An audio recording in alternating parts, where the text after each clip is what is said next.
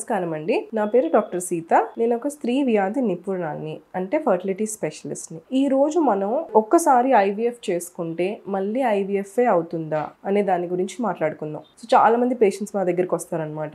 ఇప్పుడు ఐవీఎఫ్ చేయించుకోవాలంటే మాకు ఓకే, కానీ ఇప్పుడు సెకండ్ చైల్డ్ కూడా నాకు ఐవీఎఫ్ చేయించుకోవాలా అనే డౌట్స్ ఉంటాయి. దీనికి మనం తెలుసుకోవాలంటే ఫస్ట్ అసలు మనం ఐవీఎఫ్ ఎందుకు చేస్తాం అనేది తెలుసుకుందాం. సో ఐవీఎఫ్ అనేది కొన్ని ప్రాబ్లమ్స్ ఉంటేనే చేస్తాం అనమాట. ఫస్ట్ థింగ్ ఏంటంటే వీర్య కణాలు చాలా తక్కువ ఉన్నాయనుకోండి, అప్పుడు ఐవీఎఫ్ అవసరపడచ్చు. రెండోది, ఆడవాళ్ళల్లో ట్యూబ్స్ బ్లాక్ ఉన్నాయి అంటే ఐవీఎఫ్ అవసరపడచ్చు.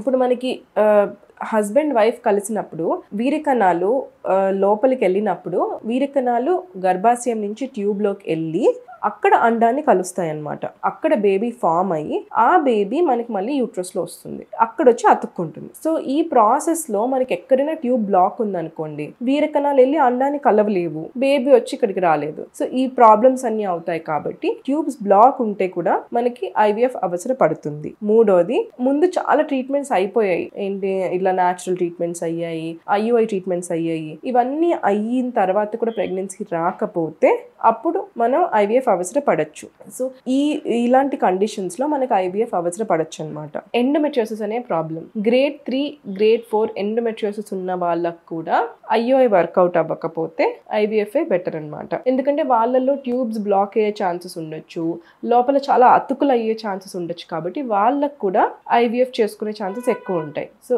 ఈ కండిషన్స్ అన్నిటి వల్ల మనం ఐవీఎఫ్ చేసుకోవచ్చు.